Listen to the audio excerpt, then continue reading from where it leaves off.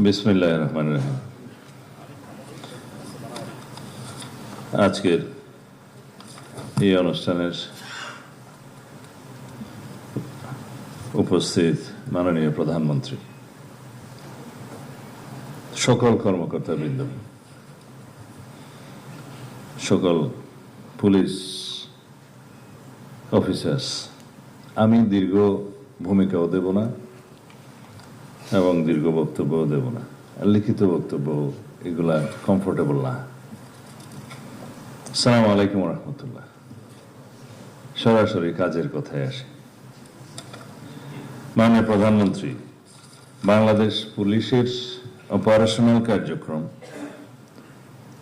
Traffic ব্যবস্থাপনা এবং অন্যান্য কাজে স্বচ্ছতা বাড়াতে বডি অন ক্যামেরার ব্যবহার আমরা বাড়াতে চাচ্ছি। এই ক্ষেত্রে কিছু বডি অন ক্যামেরা আমাদের আছে। আমরা ভবিষ্যতে সকল পর্যায়ে যাতে বডি অন ক্যামেরা ব্যবহার করে রেকর্ডেড রাখতে পারি, সব বিষয়ে তদন্ত, অপারেশন, সমস্ত কার্যক্রমে সেই জন্য ব্যবস্থা নেব। জাতিসংঘের মানদণ্ড অনুযায়ী ন্যূনতম বল প্রয়োগ নীতির বিষয়ে পুলিশ সদস্যদের প্রশিক্ষণ প্রদান করা হচ্ছে। এক্ষেত্রে আপনারা সবাই দক্ষ পেশাদার পুলিশ অফিসার্স। আপনাদেরকে স্মরণ রাখতে হবে, মানবাধিকারের বিষয়টি এখন অত্যন্ত গুরুত্বপূর্ণ, কিন্তু তাই বলে আপনারা অপরাধ কার্যক্রম বন্ধ করতে গেলে বা কমাতে গেলে বা প্রসিকিউশন টিমকে সহযোগিতা করতে গেলে তদন্ত কার্যক্রম যাতে সুষ্ঠুরূপে পরিচালিত হয়, সেই জন্য আপনারা কৌশলে যা যা করতে হয় সেরকম মানবাধিকারকে সমুন্নত রেখে সকল কার্যক্রম চালাবেন। সড়ক, মহাসড়ক, নৌপথ, রেলপথ, শিল্প ও কলকারখানা এবং দেশের গুরুত্বপূর্ণ স্থাপনার নিরাপত্তা নিশ্চিত করার পাশাপাশি রোহিঙ্গা ক্যাম্প, যেটা এফডিএম এর নামে পরিচিত, অন্তত স্পর্শকাতর স্থানেও বাংলাদেশ পুলিশ দক্ষতার সাথে দায়িত্ব পালন করছে। এখানে 4টা লেয়ারের নিরাপত্তা ব্যবস্থা আছে। প্রথম এপিবিএন, তারপরে পুলিশ, এরপরে সম্ভবত কোস্টগার্ড, বিজিবি, তারপরে বাংলাদেশ সেনাবাহিনী। অপারেশনাল ছাড়া অন্যান্য কার্যক্রমে প্রাথমিকভাবে আমাদের পুলিশিং ব্যবস্থায় যা যা আছে সেটা করি। অপারেশনের ক্ষেত্রে আমাদের যৌথ অপারেশনের ব্যবস্থার সিদ্ধান্ত গৃহীত হয়েছে, আপনারা সিনিয়র অফিসাররা সবাই জানেন। বর্ডার এরিয়ায় বিজিবি তার ভূমিকা পালন করবে সেই জায়গায়। নৌ পুলিশ এবং কোস্টগার্ড সীমান্ত, যেহেতু নাফ নদী এবং আদার্স এরিয়া আছে, সেখানে পালন করবে। নেভি সমুদ্রের দায়িত্ব পালন করবে। ইন ডিটেইল আপনারা জানেন, আপনারা এই কমিউনিকেশনটা ডিসেমিনেট করবেন টু দি লোয়েস্ট লেভেল। পর্যটন শিল্পের উন্নয়নে পর্যটকদের নিরাপত্তা নিশ্চিত করতে টুরিস্ট পুলিশের সক্ষমতা বাড়ানো হচ্ছে। এখানে আমরা এখনো সুনাম অর্জন করতে পারিনি। ইন ডিটেইল আমি আপনাদেরকে বলবো না, সেটা আপনারা জানেন। এখানে আমাদের দেশের ভাবমূর্তির বিষয়টি জড়িত। টুরিস্ট পুলিশের যিনি সিনিয়র অফিসার রেসপন্সিবল, উপরে তো আইজিপি আছে, আপনারা আবার একটা সমন্বিতভাবে উদ্যোগ গ্রহণ করবেন যাতে আমাদের দেশের ভাবমূর্তি বৃদ্ধি পায় এবং পর্যটকের সংখ্যা বৃদ্ধি পায়। Police clearance certificate, online GD সহ অন্যান্য সেবা দ্রুততার সঙ্গে প্রদানের কার্যক্রম চলছে, কিন্তু এটা এনশিওর করতে হবে যাতে সবকিছু আমরা যথাসময়ে দিতে পারি। পুলিশ ক্লিয়ারেন্সের নামে অতীতে যে সমস্ত ভোগান্তি হতো, আমরা নিজেরা ভুগি জানি, সেই রকম কোনো রিপোর্ট যেন না আসে। প্রিয় সহকর্মীবৃন্দ, বর্তমান পরিবর্তনশীল বিশ্ব এবং আমাদের সামাজিক বাস্তবতায় পুলিশিং আর কেবল অপরাধ দমনের মধ্যে সীমাবদ্ধ নেই। আপনাদের জনগণের সঙ্গে আস্থা ও বিশ্বাসের সম্পর্ক গড়ে তুলতে হবে। তাই আধুনিক পুলিশিং ডক্ট্রিন অনুযায়ী আপনাদের প্রতি আমাদের সুনির্দিষ্ট কিছু প্রস্তাবনা আছে। তার সাথে আপনাদের যে সমস্ত বক্তব্য এসছে, প্রস্তাবনা আছে, সেগুলো আমি অ্যাড্রেস করব এবং মাননীয় প্রধানমন্ত্রীর কাছে সুপারিশ আকারে প্রদান করব এখন বক্তব্যের মাধ্যমে। আপনারা এখানে লিখেছেন পুলিশকে হতে হবে জনগণের প্রকৃত বন্ধু। সেটা আপনারা নিজেরা যাতে বুকে হাত দিয়ে বলতে পারেন সেরকম পুলিশিং ব্যবস্থা গড়ে তুলবেন আশা করি। প্রতিটি থানায় আগত সেবা প্রার্থী যেন কোনো প্রকার হয়রানির ছাড়া আইনি সহযোগিতা পায় তা নিশ্চিত করতে হবে। মনে রাখবেন, আপনাদের প্রতিটি আচরণ যেন রাষ্ট্রীয় সেবকের প্রতিফলন হয়। পুলিশই জনতা, জনতাই পুলিশ, এই স্লোগানকে কেবল মুখে নয় কর্মে বাস্তবায়ন করতে হবে। এটা কারা লিখেছে আমি জানি না এই লাইনটা। আপনারা যে জনবান্ধব পুলিশ সেটা প্রমাণ করার জন্য আপনাদের সামনে আরো সুযোগ আছে, সময় আছে। আশা করি আপনারা এটি হৃদয়ে ধারণ করবেন, যাতে জনগণ মনে করে এই স্লোগানটা সত্য। পুলিশই জনতা, জনতাই পুলিশ। যে কোনো ভাবে হোক প্রাতিষ্ঠানিকভাবে আমাদেরকে কিছু বিষয়ে বিব্রত হতে হয়েছে, সেটা কাটিয়ে ওঠার জন্য আপনারা যথেষ্ট চেষ্টা করেছেন বিগত 2-2.5 মাসে এই গণতান্ত্রিক সরকারের অধীনে, এবং ভাবমূর্তি আপনারা সমুন্নত করতে পেরেছেন বলে আমরা বিশ্বাস করি। এটাকে আপনারা ধরে রাখবেন। তবে আমার দৃষ্টিতে এটা অ্যাচিভমেন্ট অনেক বাকি আছে, খুশি হওয়ার কোনো কারণ নেই, অনেক বাকি আছে, আপনারা চেষ্টা করবেন। গতানুগতিক পদ্ধতির বাইরে এসে আধুনিক প্রযুক্তি ও সঠিক গোয়েন্দা তথ্য বিশ্লেষণের মাধ্যমে অপরাধের পূর্বানুমান এবং প্রতিরোধ গুরুত্ব দিতে হবে। এখানে আমি বলতে চাই যে আমরা অপরাধ সংঘটিত হওয়ার পর ব্যবস্থা নেই, যেটা রিয়েক্টিভ। অপরাধ সংঘটিত হতে না পারে সেই প্রিভেন্টিং পুলিশিং ব্যবস্থাকে জোর দিতে হবে, যেটা আমাদের এই সরকারের প্রধানতম উদ্দেশ্য। মানে প্রিকশনারি মেজার্স। যদি আমরা রোগী মরিয়া যাইবার পরে ডাক্তার আসিল এই থিওরিতে বিশ্বাস করি, তাহলে ট্রেডিশনাল পুলিশিং ঠিক আছে। যদি বলা হয় যে ডাকাতি হয়ে গেছে এখন পুলিশ যাবে, ট্রেডিশনাল পুলিশিং ব্যবস্থার উপর নির্ভর করতে। সমাজে এমন একটা অবস্থা আমরা কি সৃষ্টি করতে পারি না যে প্রোঅ্যাক্টিভ মেজার্সের মাধ্যমে, যে আমরা আগেই ইন্টেলিজেন্স সাপোর্টেড নিয়ে পুলিশ প্রিকশনারি ব্যবস্থা করবে যাতে অপরাধটা সংগঠিত না হতে পারে। সেই জন্য আমরা ওয়েল ইকুইপড করব। আপনাদের এই প্রস্তাবগুলো আমি একটু পরে বলবো। অপারেশনাল কার্যক্রম পরিচালনায়, সেটা আমি বলেছি, আন্তর্জাতিক মানদণ্ড মানবাধিকার। বর্তমান যুগে অপরাধের বড় একটি অংশ ডিজিটাল প্ল্যাটফর্মে স্থানান্তরিত হয়েছে। সাইবার অপরাধ, গুজব এবং অপপ্রচার রোধে আপনাদের প্রযুক্তিগত সক্ষমতা বাড়াতে হবে। এখানেই আমি কথা বলবো। ডেটা অ্যানালিটিক্স এবং ডিজিটাল ফরেনসিকের সর্বোচ্চ ব্যবহারের মাধ্যমে অপরাধীদের শনাক্ত করতে হবে। এই লক্ষ্যে উন্নত বিশেষায়িত প্রশিক্ষণের জন্য যারা প্রস্তাব করেছেন, সিলেট ও বরিশাল বিভাগে 2টি পুলিশ ট্রেনিং সেন্টার এবং চট্টগ্রামে বিশেষায়িত প্রশিক্ষণ প্রতিষ্ঠান স্থাপন করা, সে বিষয়ে আমি একটু পরে কথা বলবো। ব্যক্তিগত সততা এবং প্রাতিষ্ঠানিক স্বচ্ছতার কোনো বিকল্প নেই। দুর্নীতির বিরুদ্ধে আমাদের জিরো টলারেন্স নীতি বজায় রাখতে হবে। বাহিনীর শৃঙ্খলার সাথে কোনো আপোষ করা হবে না। আপনাদের প্রতিটি পদক্ষেপ যেন বাহিনীর ভাবমূর্তি উজ্জ্বল করে সেদিকে সজাগ দৃষ্টি রাখতে হবে। চেইন অফ কমান্ড যারা ব্রেক করবেন তাদের বিরুদ্ধে আমি মন্ত্রণালয়ে যোগদান করার পরের দিনই মেসেজ দিয়েছি, তাদের বিরুদ্ধে মেজার্স নেওয়া হবে। চেইন অফ কমান্ড আপনারা বজায় রাখবেন, ডিসিপ্লিন বজায় রাখবেন। যে কোনো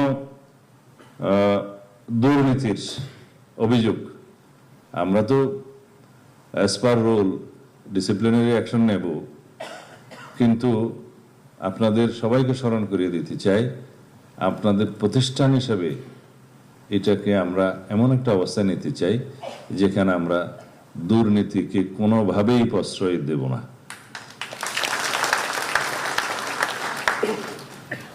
তৃণমূল পর্যায়ে অপরাধ দমনে স্থানীয় জনগণের সাথে সেতু বন্ধন তৈরি করুন। বিট পুলিশিং কার্যক্রমকে আরো গতিশীল করে পাড়ায় মহল্লায় অপরাধীদের অভয়ারণ্য গুড়িয়ে দিতে হবে। মাদক, সন্ত্রাসবাদ এবং উগ্রবাদের বিরুদ্ধে সামাজিক প্রতিরোধ গড়ে তুলতে হবে। এবার আমি আপনাদের দাবি দেওয়া সংক্রান্ত এবং আমাদের এই প্রতিষ্ঠানকে একটি বিশ্বমানের প্রতিষ্ঠান হিসেবে গড়ে তোলার জন্য যা যা কিছু আমাদের প্রয়োজন এবং বর্তমানের বিশ্বের সাথে পাল্লা দিয়ে যে যে বিষয়গুলো অ্যাড্রেস করা প্রয়োজন সেই বিষয়গুলো আমি মাননীয় প্রধানমন্ত্রীর সামনে উপস্থাপন করছি। বাংলাদেশ পুলিশে একটি সাইবার ক্রাইম ইউনিট প্রতিষ্ঠা করা জরুরি, সেই দাবিটা এসছে প্রতিষ্ঠানের পক্ষ থেকে। এখানে আমরা একটি আইন প্রণয়নের জন্য হাই লেভেল কমিটি করে দিয়েছি কিছুদিন আগে। তারা একটা লেজিসলেশন সাজেস্ট করবেন যেখানে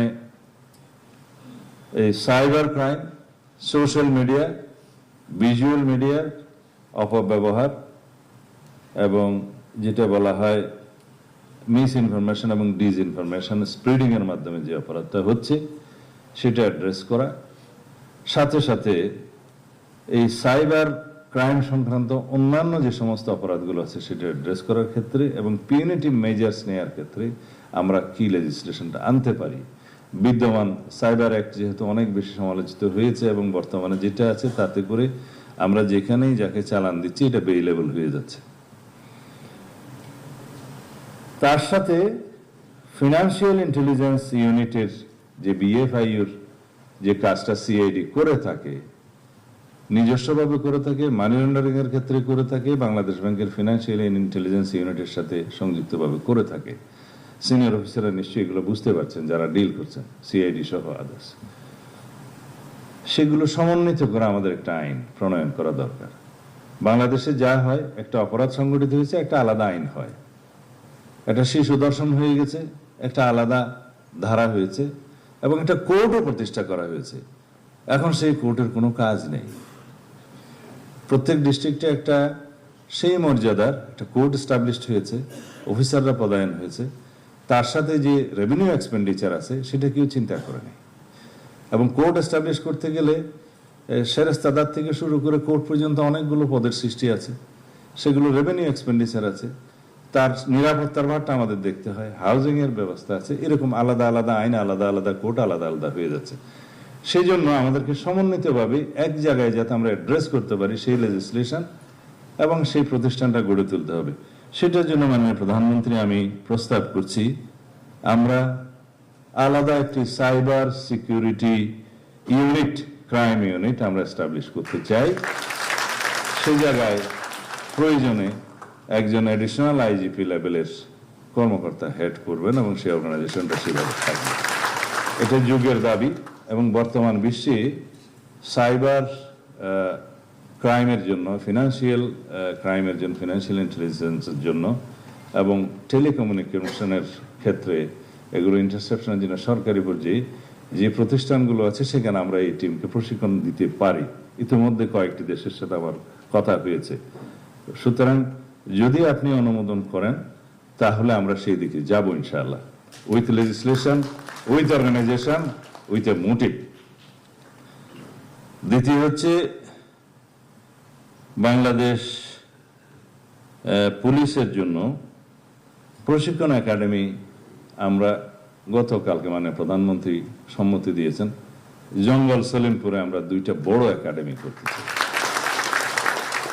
একটা এলিট ফোর্সের জন্য, কারণ র্যাবের নামটা রাখা যাবে কি যাবে না সে ডিসিশন পরে। র্যাবের জন্য আলাদা লেজিসলেশন করার জন্য আমরা ইতিমধ্যে অনেক দূরে এগিয়ে গিয়েছি, রিপোর্টটা আমার বরাবর আসবে। কারণ একটা র্যাব ফোর্স রেইজ করা হয়েছে মানে প্রধানমন্ত্রী, এটা কিভাবে ফাংশন হয়েছে আমি মন্ত্রণালয়ে যাওয়ার পর দেখলাম এর জন্য আলাদা কোনো আইন নাই। আর্ম পুলিশ ব্যাটালিয়নের একটা নির্দিষ্ট ধারার অধীনে র্যাব কাজ করে।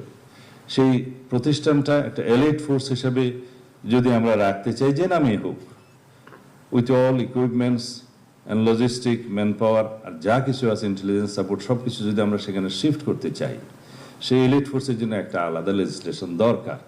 সেখানে তাদের অথরিটি থাকবে, রেসপন্সিবিলিটি থাকবে, সাথে সাথে অ্যাকাউন্টেবিলিটি এবং ট্রান্সপারেন্সি এনশিওর করতে হবে। এই চারটা এমবডিড করে সেই আলাদা লেজিসলেশনটা আগামী 2-1 মাসের মধ্যে আশা করি ফাইনালাইজ করতে পারবো। তখন সেটা এলিট ফোর্স রেজ করবে। এখন অ্যাডপ ভিত্তিতে এই সমস্ত প্রতিষ্ঠান কিভাবে 10-12 বছর চলেছে বা আরো বেশি চলেছে আমি জানি না। এভাবে রাষ্ট্র চলতে পারে না। একটা অথরিটি আছে, রেসপন্সিবিলিটি আছে, কিন্তু কোনো ট্রান্সপারেন্সি এবং অ্যাকাউন্টেবিলিটি নাই, সেটা হতে পারে না। এই পুলিশ একাডেমি দুটো ইনশাআল্লাহ আমরা ভিজিট করে, জায়গা যেহেতু সরকারি জায়গা সেটা আমরা দেখবো, এবং ওই এলাকায় আরো একটি আমি প্রস্তাব করছি, মানে প্রধানমন্ত্রী একসাথে তারা যে স্পোর্টস কমপ্লেক্সের প্রস্তাবটা করেছে পুলিশ বাহিনীর জন্য, আলাদা স্পোর্টস কমপ্লেক্স, আমি নগরের ভিতরে এই প্রতিষ্ঠান দেওয়ার জন্য এত জমি নাই। তো সুতরাং আমরা যদি কোথাও এরকম সরকারি জমি, খাস জমি পাই, জঙ্গল সলিমপুরের মতো অথবা অন্য জায়গায়, জমি নষ্ট না করে আমরা পুলিশের জন্য একটা স্পোর্টস কমপ্লেক্স চাই। মানে প্রধানমন্ত্রী আপনি সবাই বিবেচনা করবেন। তারা চেয়েছেন মেডিকেল সার্ভিসের জন্য আলাদা একটা সার্ভিস, বাংলাদেশ পুলিশের মেডিকেল সার্ভিস প্রতিষ্ঠা। আপনাদের চাওয়াটা ন্যায্য, কিন্তু প্রত্যেক সার্ভিসের জন্য একটা আলাদা যদি মেডিকেল সার্ভিস আমরা এরকম এন্টারটেইন করি, সেটা আমাদের রেভিনিউ কতটা সাপোর্ট করতে পারবে সেটা চিন্তা করতে হবে।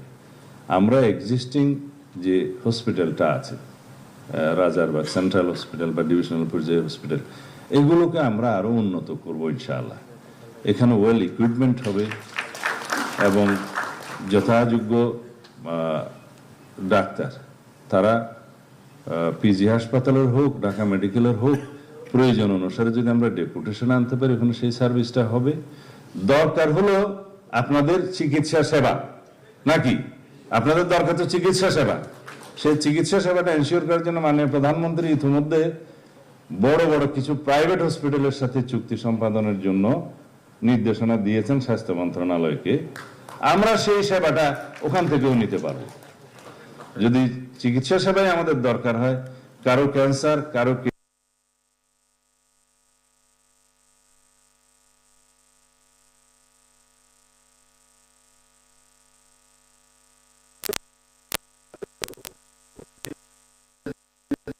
অর্গানাইজেশনের বা ব্যক্তি প্রাইভেট যারা আছে দরিদ্র রোগী, তাদের সমান যদি পুলিশ বাহিনীকেও আপনি অ্যালাউ করেন, তাহলে সেই সার্ভিসটা আমরা পাবো। পাশাপাশি আমরা আমাদের এক্সিস্টিং যে হসপিটালগুলো আছে এগুলোকে আমরা আরো উন্নত করে গড়ে তুলবো ইনশাআল্লাহ। এখন তো তালি হলো না, নিজস্ব পাইলেই খালি তালি দেন।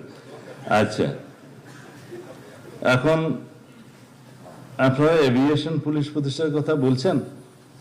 এই মুহূর্তে বোধহয় পুলিশের জন্য এভিয়েশন পুলিশ প্রতিষ্ঠা করা সুবিবেচিত হবে না।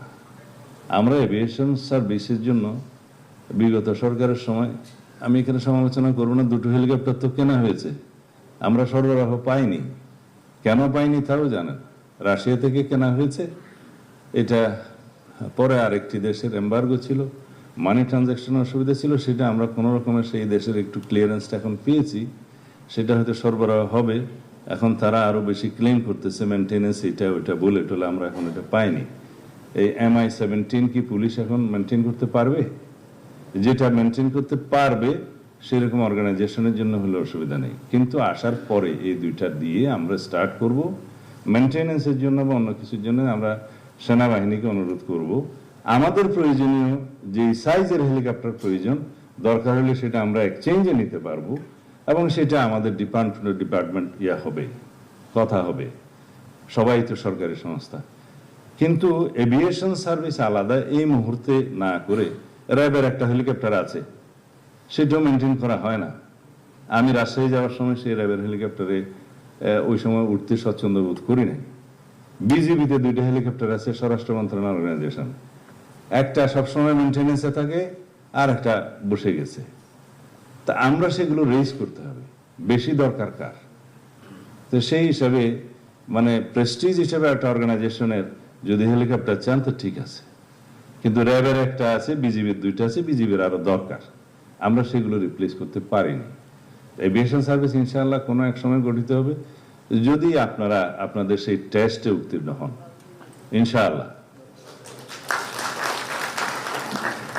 আপনারা দূতাবাসে অফিসার নিয়োগের ক্ষেত্রে যে প্রস্তাব দিয়েছিল দেখছি খুব বেশি তালে দিয়েছে, এবং বিদেশে পোস্টিং এর জন্য বিভিন্ন জায়গায় এটা জরুরি আছে, কিন্তু এটার একটা আমাদের সমন্বিত আলোচনার প্রয়োজন আছে বিভিন্ন ডিপার্টমেন্টের সাথে, ফরেন মিনিস্ট্রির সাথে, এস্টাবলিশমেন্ট মিনিস্ট্রির সাথে, দুদকের সাথে, লেবার মিনিস্ট্রির সাথে, আরো অন্যান্য অর্গানাইজেশন আছে, আমি ডিফেন্সের কথা বললাম না। সবাই তো চাইবে না। আমাদের প্রয়োজন অনুসারে যদি ডেপুটেশনে সেরকম কোনো কর্মকর্তা কোনো নির্দিষ্ট দেশে পাঠাতে হয়, আমরা পাঠাচ্ছি তো। পাসপোর্টের জন্য আমরা টিম পাঠাচ্ছি না, স্পেনে পাঠাইনি, আমরা হোম মিনিস্ট্রির অধীনে পাঠাইনি, সৌদি আরবে পাঠাইনি, বা দুবাইতেও পাঠাতে হবে বা পাঠাইছি সম্ভবত। অ্যাজ অ্যান্ড হোয়েন নেসেসারি আমরা স্বরাষ্ট্র মন্ত্রণালয়ের অধীনে সেরকম টিম পাঠিয়ে থাকি। যদি পার্মানেন্ট এরকম পোস্ট ক্রিয়েট করতে হবে, ডেপুটেশনে দিতে হয়, সেটার রেভিনিউ এক্সপেন্ডিচার কি হবে, নতুন রেভিনিউ স্ট্রাকচার করতে হবে কিনা, এস্টাবলিশমেন্টের অনুমতি নিতে হবে কিনা ইত্যাদি অনেক পরীক্ষা নিরীক্ষান্তে আশা করি সেটা আমরা পরে বিবেচনা করব, একদম হতাশ করছি না। অন্যান্য বিষয়ে বেশি আমি আর সময় নেব না। মাননীয় প্রধানমন্ত্রী, আমাদের প্রধান উদ্দেশ্য যেটা, আপনি ইতিমধ্যে আমাদের উদ্দেশ্যে যে অনুশাসন দিয়েছেন বিভিন্ন সময়, যে মাননীয় প্রধানমন্ত্রী ঘোষিত সেবা বান্ধব ও আধুনিক পুলিশ গঠনের লক্ষ্যে স্বল্প, মধ্য ও দীর্ঘমেয়াদী পরিকল্পনা যেমন জরুরি তেমনি প্রয়োজন কর্ম পরিকল্পনার বাস্তবায়ন। আমি আশা করি স্বরাষ্ট্র মন্ত্রণালয়, বাংলাদেশ পুলিশ যৌথভাবে সমন্বিত কর্মসূচি গ্রহণের মাধ্যমে মাননীয় প্রধানমন্ত্রীর অভীষ্ট লক্ষ্য অর্জনে মেধা, দক্ষতা ও নিষ্ঠার সাথে দ্রুত কার্যক্রম গ্রহণ করবে। এটাকে আপনারা জেনে বুঝে দিয়েছেন? না হলে আমি যতক্ষণ থাকবো সেটা অ্যাকাউন্টেবিলিটি কিন্তু আপনাদের কাছ থেকে নেব। আমাদের 31 দফা, তার ভিত্তিতে নির্বাচনী ইশতেহার বাস্তবায়নটা আমাদের জন্য চ্যালেঞ্জ। মাননীয় প্রধানমন্ত্রী বিভিন্ন কর্মসূচি হাতে নিয়েছেন, এগুলো সুষ্ঠুভাবে বাস্তবায়নের জন্য প্রথম দরকার হলো দেশের আইন শৃঙ্খলা পরিস্থিতিকে সমুন্নত রাখা।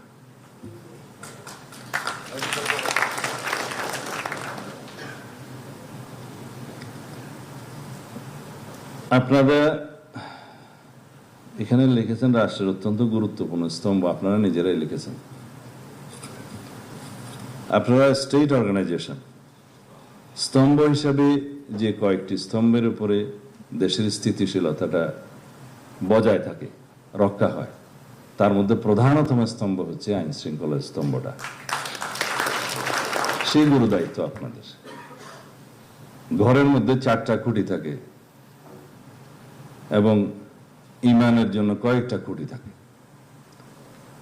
তার মধ্যে রাষ্ট্রের যে কয়েকটা অর্গানাইজেশন, এক্সিকিউটিভ, জুডিশিয়ারি এবং লেজিসলেচার, এই তিনটাই প্রপারলি ফাংশন করবে যদি আপনাদের স্তম্ভটা, মধ্যম খুঁটিটা ঠিক থাকে। এবং সেই গুরু দায়িত্ব আপনাদের। আশা করি আপনাদের আন্তরিকতা, সততা, দক্ষতা, ন্যায়নিষ্ঠা বজায় রেখে আপনারা সেই রাষ্ট্রীয় খুঁটিটাকে মজবুত রাখবেন। ইনশাআল্লাহ আমরা এই প্রতিশ্রুতি দিতে পারি, এই অর্গানাইজেশনের সকল সদস্য একজন গর্বিত সদস্য হিসেবে নিজেদেরকে পরিচয় দিতে পারবেন, সাবজেক্ট টু দিস কন্ডিশনস যেগুলো আগে বলেছি। আপনাদের সকলকে ধন্যবাদ। মানে প্রধানমন্ত্রী, আপনি যথেষ্ট সময় দিয়েছেন আমাদের জন্য, সেজন্য কৃতজ্ঞতা জানাচ্ছি। খোদা হাফেজ।